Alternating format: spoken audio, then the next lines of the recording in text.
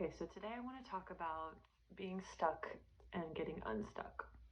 So if you have experienced a condition in your life that has lasted what feels like an inordinate amount of time, whether it's months or years or decades even, if it's a health condition, if it's a financial hardship, a legal problem, a divorce, whatever it is, I want to offer the 4 reasons why it's happening. And how you can help it lift and change, because naturally, right, we live in this world of nature. This 3D world naturally changes. It goes through cycles. It we have seasons, there's an evolution that's happening all the time. So when something is stagnant, there is resistance at play. So the 4 types of resistance are: 1, the most important, I think. Well, none of them are the most important. They all kind of go together, but 1 is there's a really good reason why something is stubborn. Because if something is very difficult, and no matter what you do with your words, with your actions, even with your intentions, even with your prayers, even surrendering the situation to God, right? If nothing that you're doing is making any effect in the world, it might be good to ask yourself, and sincerely ask self or the creator, however you want to think of it, who do I need to become to move into a higher destiny? Who do I need to become? Sometimes we're being asked to, we're always being asked to stop reacting. But what is a reaction, right? A reaction is not just lashing out and getting angry. Reaction is falling into despair, getting anxious. Reaction is spacing out, getting confused. Reaction is, going to instant gratification, whether it's sex, drugs, spending, texting exes, reaching out to people who you don't even want in your life just because you're lonely, right? Filling the void, instant gratification. When we're doing those things, right, we are avoiding something. We're avoiding pain that if we felt it, that callus around our soul would dissolve. Ooh. That callus around our soul would dissolve, and we would automatically be in a higher version of reality, because that callus around our soul, whether it's the tendency to lash out, the tendency to numb myself in some way, the tendency to space out, that callus around my soul is causing me to see life in a distorted way, and it's causing me to behave in the same exact ways every day, where I'm just living the same lifetime over and over and over again every single day. So life is always asking us to stop reacting, right? When people say alignment is being non-reactive, we have to understand what reactions are. Anything that takes you out of the present moment, where you feel still and clear and you act from that place, right? Falling into unconscious feminine, which is nostalgia and, lost in emotions, depression, anxiety, fear, riddled with fear, or unconscious masculine, being narcissistically, judgmental and harsh and cruel, and looking out only for yourself at the expense of others. All of these are reactions. Overthinking is a reaction, right? That's all avoidance of something we need to feel, that if we felt would automatically transition us to a higher level of reality. So who are we being asked to become in a situation where, maybe, I'll just give you some examples from my life, because, my life is kind of like, what's that word? Like, stories that elucidate points, like, that's why I share so freely, because they just elucidate points so well. But I went through a period of time where the faucet seemed to be shut, right? There was no energy flowing into the situation. Well, there was, but my sheaths, my calluses that were preventing the energy from flowing in, were preventing me from realizing things that I had to realize in order to get the situation to change. So I had a very strong Kundalini awakening in 2017 or 2016. And I had a tremendous amount of light enter my system. Tremendous amount of light. It felt like, I don't want to cheapen it by saying it feels like you're on drugs, but it does.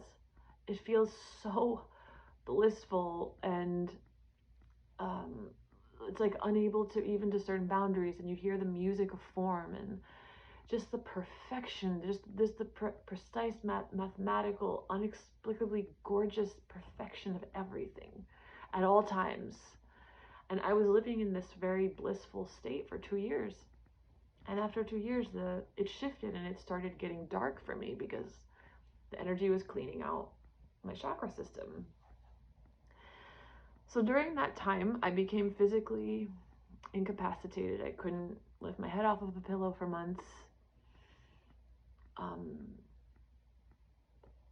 I was seeing my past lives looping, my past life deaths looping. All I saw was death in the screen of my mind, like 24/7. There was nothing I could do. Shortly after that, I went through an excruciatingly painful divorce. The divorce lasted 3 years, and during those years, for reasons that I won't get into, but because of the lessons I needed to learn and misunderstandings and all sorts of things, I lost all of my money 3 times. So all of my money was taken from my account 3 times. One of those times I was abroad, traveling. So I was like, whoa, this is inconvenient and scary, and I don't know how I'm going to take care of myself. So what I did with the situation was, I said, okay, what do I need to learn? Who do I need to become? First of all, I need to have certainty in the Creator. That's a Kabbalistic term. You could call it absolute, unequivocal trust in life, that no matter what happens, I don't need to know where the next meal is going to come from. I don't need to know where the money is going to come from. It will come. You will be cared for. And I was cared for in beautiful ways. And not only that, but when I lost all my money that time when I was traveling, a friend ended up driving me to Sedona, and we had the most magical time together in Sedona, and everything was taken care of. And I had to learn to let go of my pride, because me being full of pride, like, I don't want anyone to help me. I can't accept your help. Like, I don't accept money from people. Like, no. I had to let that part of my ego go. I had to, I had every reason in the world to lash out and be reactive at the person on the other side of this conflict. And trust me, I did. And I did. Over the course of those 3 years, this person pushed every button that you could possibly imagine exists on the circuitry of human boards. Every single button was pushed more than once in the places that hurt the most. And I didn't, although I knew internally that my mission is to get to the place where I don't need to react. At first, what I needed to learn was, well, if I react, I'm going to forgive myself. Self-love. Because that's where the dark forest gets you twice. When you're like, oh, I fucked up, I'm not perfect, so I need to hate myself. No. So all of us need to learn self-love and to let go of an idea of perfection. Even in a spiritual sense, in any sense, we are human. We're good enough as we are. We're doing our best. Even people that aren't aware of the spiritual realm of existence are doing their best. And to acknowledge that I'm doing my best, like, That's love. I don't need to hate myself for not, not fitting an image of what I think Jesus should behave like in this situation. And I used to do that. So I was asked to cultivate self-forgiveness, self-tolerance, trust and unequivocal trust in the universe, letting go of my pride, letting go of the idea that I'm a victim to my environment. I'm not a victim to my environment, and nothing is my source. The person that I was in that conflict with was not my source. A lot of people have a certain pattern that they only derive their worth from their partner. And that's a very Libran thing with the South Node in Libra.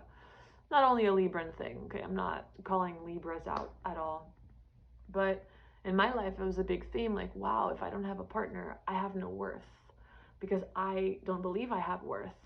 So I had to go on a journey where I discovered true self-worth, because even if I have literally nothing, I've lost my family, my security, my safety, my image, pretty much almost every single person that was in my life, except my true friends, losing any kind of predictable future.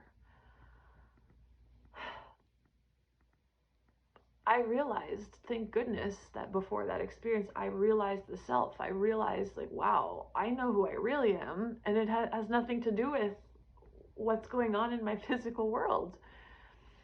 But then to be tested in that knowledge, and okay, the universe will take away the finances and the partner and the security and the predictability and the expectation that you would have had children by this time, right? I had to let go of all of those expectations that made me feel like I had worth, which brought me to the place of like true self-worth, true worth, which is a self-evident fact.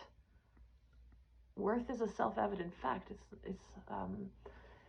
You were created and are a spark of the divine. Your worth is a self-evident fact, and you're eternal. And no matter what your relative life looks like, it has nothing to do with your worth. Nothing. And I'm certain about that on every level of my being. And maybe it took that experience for me to get there, to that certainty.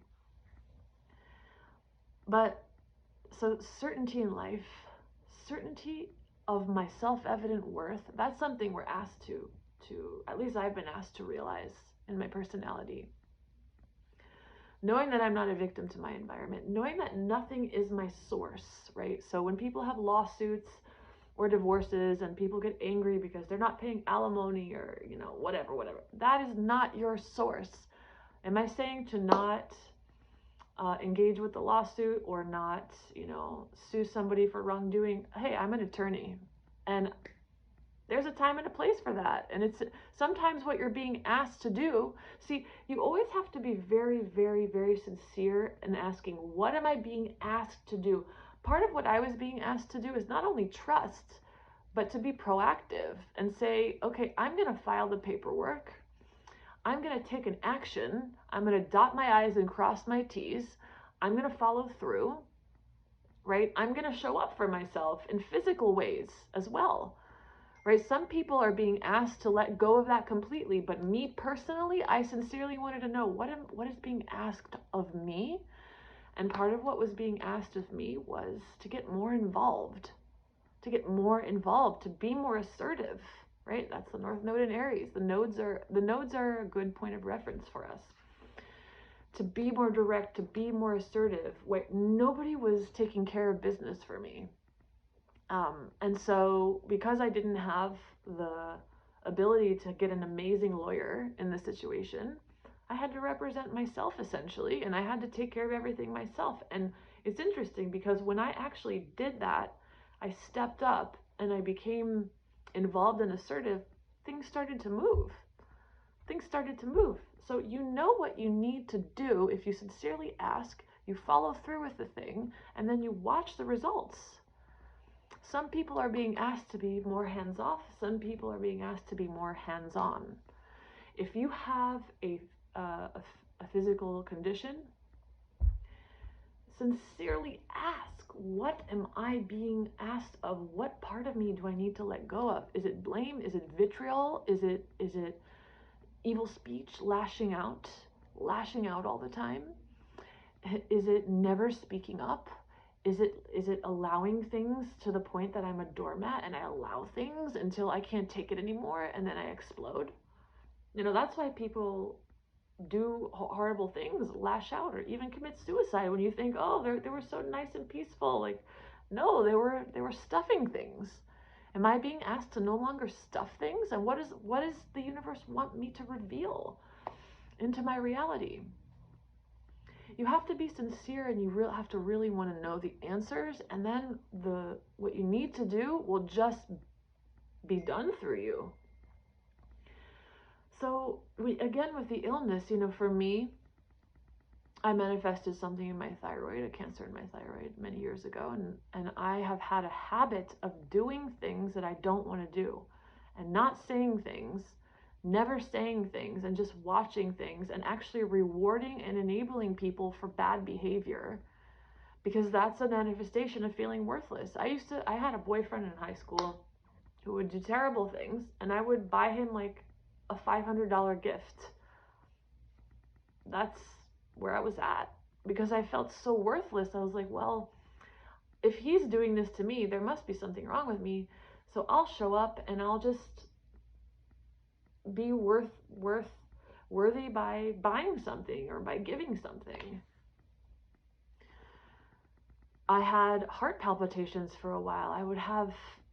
My heart was calling to me. Like, I had these heart palpitations, and what that was about was, I asked sincerely, what is this about? And the answer was, Alex, even sometimes in your spiritual endeavors, in your spiritual practice, you're too harsh on yourself.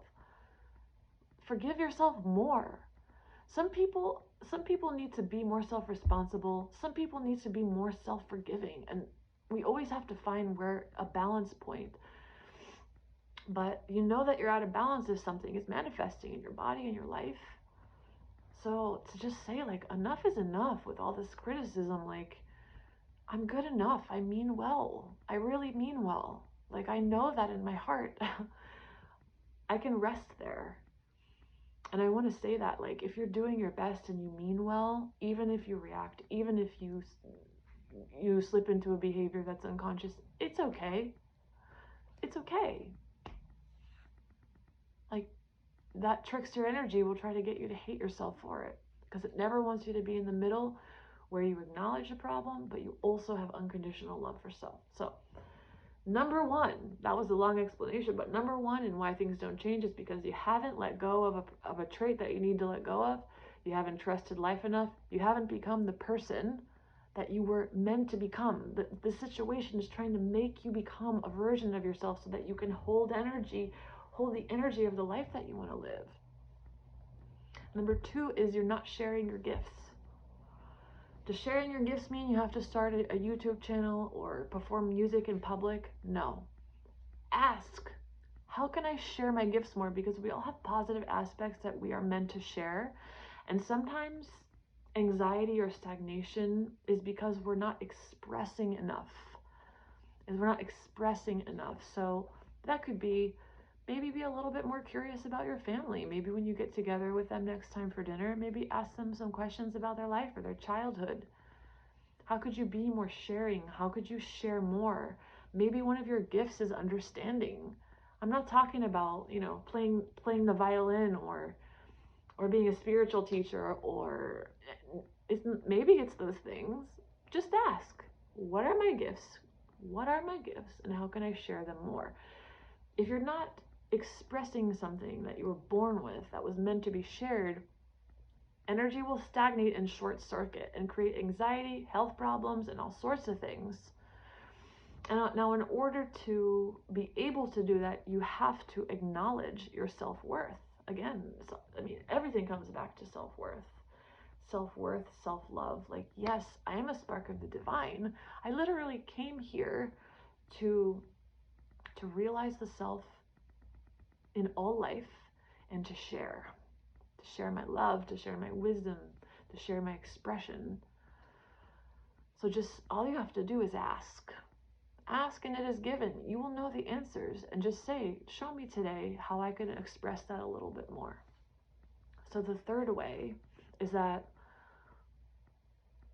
we don't want to change, right? Nothing's changing because we don't want to change. Why have I been in this situation for so long? What's the payoff of being sick and tired for 10 years? Are you afraid of responsibility? Are you afraid that there's no supply? If you want to have a partner and a family and be healthy, are you afraid to even want those things because you don't believe the source will supply you with the physical energy to get better, to fulfill those responsibilities? See, if you don't understand supply and demand, the way energy works, then you might not have faith that if you've been tired for 20 years, maybe the source will never give you the energy to do anything else, to go out, to mingle, to go on trips, to be adventurous. What's the payoff of being sick for so long? Do you believe that you have no worth, so there's no point in even trying to express your gifts? Are you afraid that you can't handle responsibility? Do you believe that you're stupid and you can't figure out, the taxes? If you understand supply and demand, you know that whatever it is you're being called to do in life, you will be supplied with the energy, intelligence to do it every single time. So at the bottom of not feeling, of not wanting to change, the truth is that really a situation changes when your desire to change is greater than your desire to stay the same. And sometimes we stay the same for so long that we get so sick and tired of being small that some other crisis happens to make us finally say, okay, I'm ready to change. So, but at the bottom of it is not trusting supply and demand. If you want to have a business, but you've never had a business before, but you're afraid of the financial responsibility, or maybe if you've had an illness, you're afraid that you won't be able to show up and have the physical energy to perform or to show up and be responsible, so you pretend like you don't even want that thing. That's a short circuit. That's not going to work. What works is ask yourself, what do I truly desire? Okay, I'd like to have a business. I'd like to have a family. Maybe I don't want a business, by the way. Maybe it's just I'd like to own a home somewhere and just take care of a home. Are you afraid of living alone? A lot of people don't move out away from their families because they're deeply afraid of being alone. Is that a fear that you could ask Source to help you break through? Can you decide, like, okay, I know that if what I truly want is to own my own home or to live abroad or to go on an adventure, that I will be given the strength to endure whatever negative emotions come up in that situation? Always ask for strength.